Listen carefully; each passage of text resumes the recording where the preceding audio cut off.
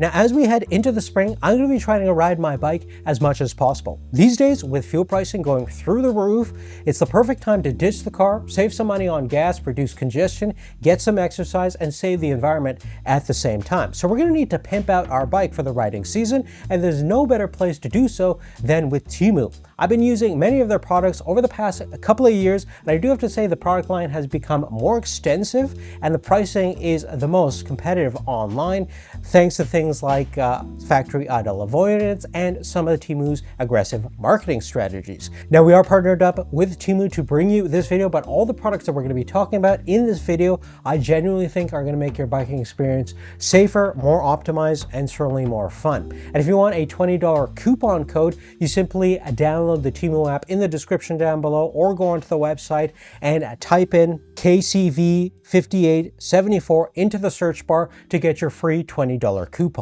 Now, the first product category I want to mention is a basic bike pump, whether that's a manual hand pump or one of the newer electric battery powered ones. I do recommend overall having some sort of bike pump solution, since you're always pretty much adjusting your tire pressure depending on your terrain, especially if you're a mountain biker, and having a small, compact, lightweight solution is always a good thing. This manual one I've had for a number of years. It only cost me like under $4 at the time, and there are some newer versions on Temu that are a little bit more compact and lighter. I found this one that's only 17 centimeters long, can be mounted on your bike bottle cage. It has fittings for both Presta and Schrader valves, tightly integrated, and it only costs about $6.60. We also have this electric battery powered pump, which is better used for like home use, and it's great for in the car if you need to pump up your tires or match your air tire pressure all around your wheels. You can use it for a bike, but it's a little bit more larger and more cumbersome to use.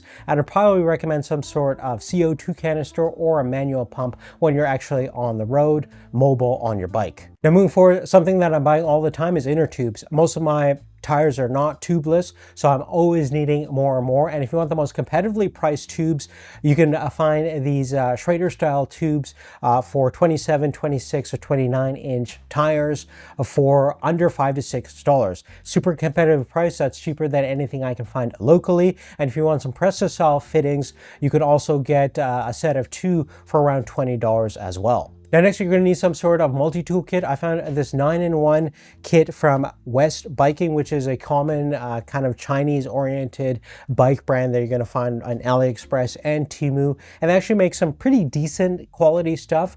This specific multi-tool set has pretty much all of your basic Allen keys from 2 to 6 millimeters. It has a Phillips head, Torx 25, as well as a flat head, and even a built-in CO2 dispenser valve fitting. So if you want to add some air into your tires via a CO2 can, you can do so with this 9-in-1 kit. It only weighs about 92 grams, very compact to fit in anybody's saddlebag or backpack, and it has all the basic bits you need to adjust anything on your bike. Now, moving right along, last year I actually got my e-bike stolen, and if it wasn't for one specific item, I would have never got that back, and that is the Apple AirTags. And you could obviously hide the AirTags in any different way.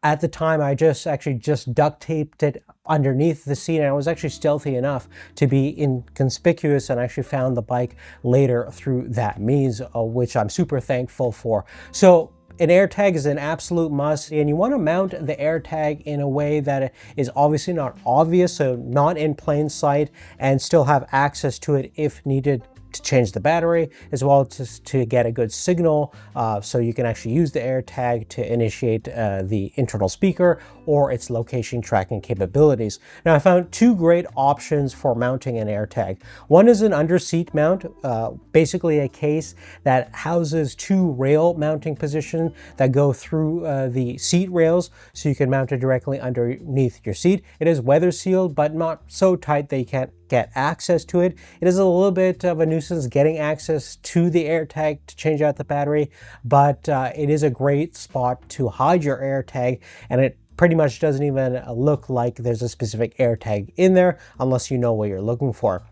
The other option is even more stealthy. It's basically a case that mounts underneath your bottle cage. So it comes with these longer M5 screws that you basically mount the Airtag case first and then your bottle cage on top of that, and then you mount it with the M5 screws. And once it's installed, it looks like you just have a standard bottle cage, which is definitely nice and a very nice and clean, simple solution. Now, another safety critical item that is a must-have, I think, on pretty much every bike, especially if you're going to be biking in traffic with pedestrians in the city or even off-road, is some sort of mirror solution. Now, you can get head-mounted mirror solutions, which is great, but I find those to be cumbersome. And you can typically find these basic circular mirrors that mount on to the end of your handlebars that just use friction to mount in between your grips or within the handlebar itself. And this specific one has a nice, large, clear mirror that gives you great field of view and coverage, great adjustability. And typically these are under $3 all day on most of the websites, and sometimes you can even get them for like $2.50 with a pack of 2, and that's definitely a awesome solution, especially for an e-bike. And if you're riding in the city, you want nice, good coverage of whatever is behind you. Now, if you're using a mountain bike or a road bike and want to have better aerodynamics, you could actually get these integrated smaller mirrors that also fit on to the end of your handlebars, and these could actually retract in and out.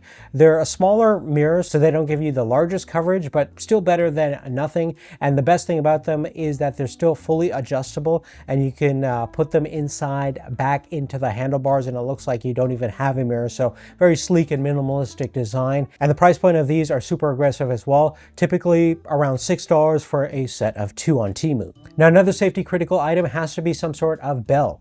And I found this Top Trek bell that's very sleek, minimalistic. It has an aluminum bell that is initiated by this spring joystick lever that you simply initiate with your thumb. And it's about 110 decibels in terms of volume, perfectly loud enough for most trails and pathways that you're going to be on, as well as even in light traffic. So very important to have some sort of communication solution, especially when notifying pedestrians that you're coming through. Now, moving forward, for the longest time, I hated cycling. I thought it was super hard to go up hills. It was always uncomfortable, especially for long periods of time. And the main reason why I was cycling the wrong way, my position was not optimized. Typically, most people sit way too low, and when you're going up hills, you don't have the leverage. And really, the best way to optimize your riding position is to be constantly adjusting it, because when you're going down hills, you want to be as low as possible so your center of gravity is low, as well as you can absorb the bumps with your legs easier, and you're a little bit more maneuverable in that lower position. When you're riding up hills, you typically want to have your legs extend as much as possible on the downstroke, and you also want to have your weight on your rear tire, especially on loose surfaces. So that means you're going to need to constantly adjust your seat position, and you then need a dropper post. And last year I finally got a dropper post on my bike, and it was a complete game changer. I specifically got this MEROCA remote dropper post that I installed on my giant Talon 1. And a remote dropper post basically has a remote that you ran onto your handlebars, and since I had internal routing on the bike, it was a pretty easy install. And with that, you can constantly adjust your seat up and down. It basically uses a hydraulic mechanism similar to what you have on your office chair, and you can simply press it in to drop your seat down, engage the switch to bring it all the way up. Typically, dropper posts are reserved for more expensive mountain bikes, and they're quite expensive on their own, but this MEROCA one is only $65. That's probably the cheapest you're going to encounter any remote dropper post.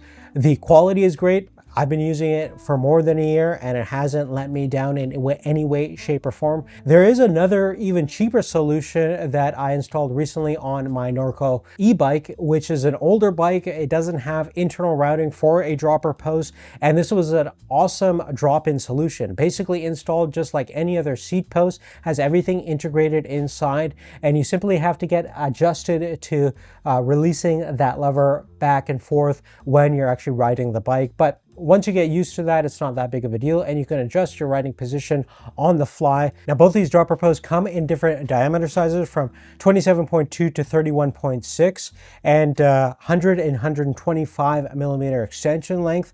I specifically needed to use a 27 to 30 millimeter adapter since my MEROCA required 30 millimeters exactly. So I had to buy this reducer on Temu, which was only $3, and it made a perfect fit from the dropper post to the older MEROCA downhill bike, which I'm super happy with. Now next, we're gonna need some sort of basic lighting solution for the front and back. So we're gonna need a brake light, and you can typically get a basic strip light that is around $7.50 that I found over here.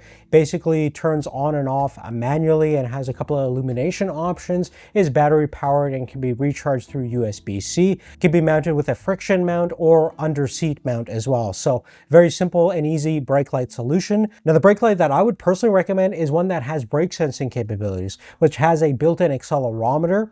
So it will actually detect when the brake light is in motion and will automatically light up when it senses that you're slowing down or coming to a complete stop. Works pretty flawlessly. Also has different illumination options, including a static as well as strobing effects.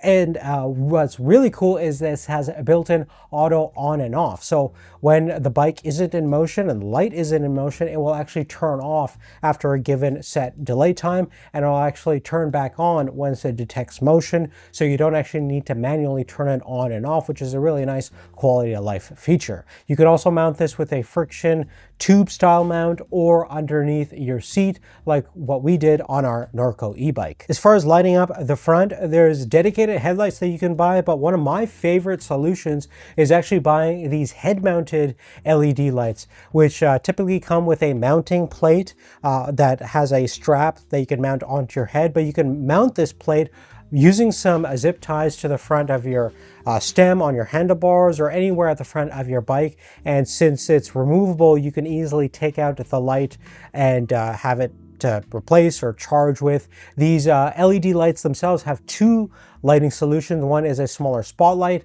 The other one is a larger, wider, more stronger light. So there's plenty of illumination options for on the road or even in dusk conditions. And the battery life is pretty decent, around 2.5 to 3 hours on the basic spotlight based on our battery life drain test. And you can obviously charge them up using a 2-amp USB charger. This also has a magnetic mount on the side, so you can attach it to a metal surface if needed. Great in a work light situation. But the best part about this light is the fact that it's only around $4 on Temu, so you can buy tens of these and have it used for all of your bikes, as well as it's a great general purpose light as well.